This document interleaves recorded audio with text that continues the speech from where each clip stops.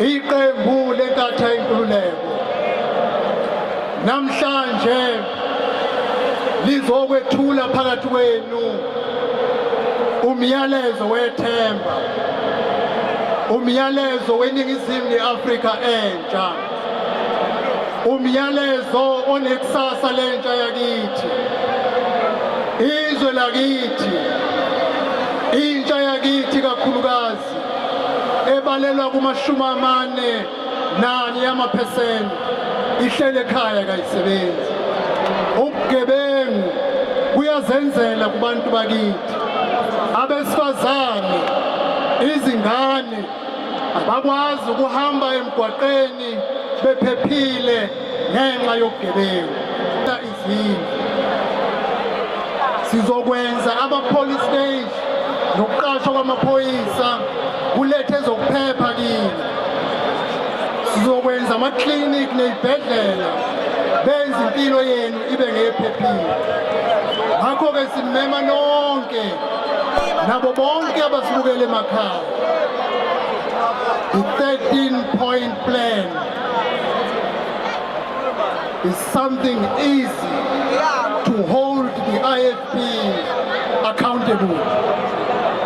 Amaphuzu ali-13 kuyoba lula ukuba nina njengomphakathi nikwazi ukusehlulela ukuthi sikwazile yini ukuthi esikwethembisile sakufeza.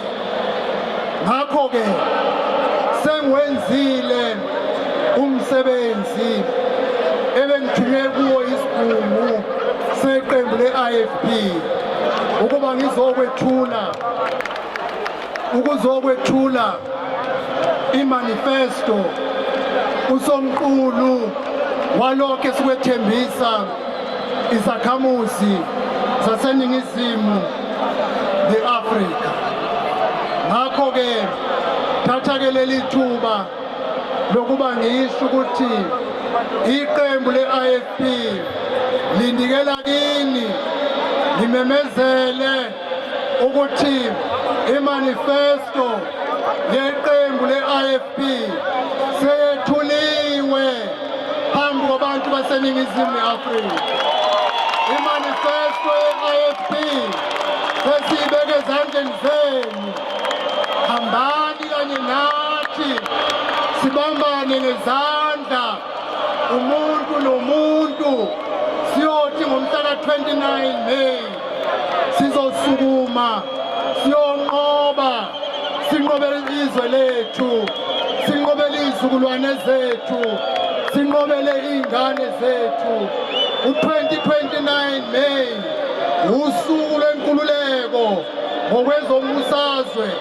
Asibambaneni-ke ngezandla sonke sivotele iqembu le-IFP, iqembu ongalethemba, iqembu elingezukwenqena ukubuya lizosho ukuthi inqubekela phambili sihambe kangakanani.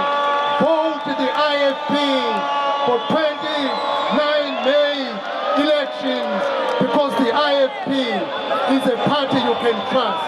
Partner with us, go with us in fixing the problems of our country, in redirecting our country towards the right direction, in giving a new direction and reviving the dreams, aspirations and hopes of the people of South Africa. We can do it. Let us go and do it on the 29th of May.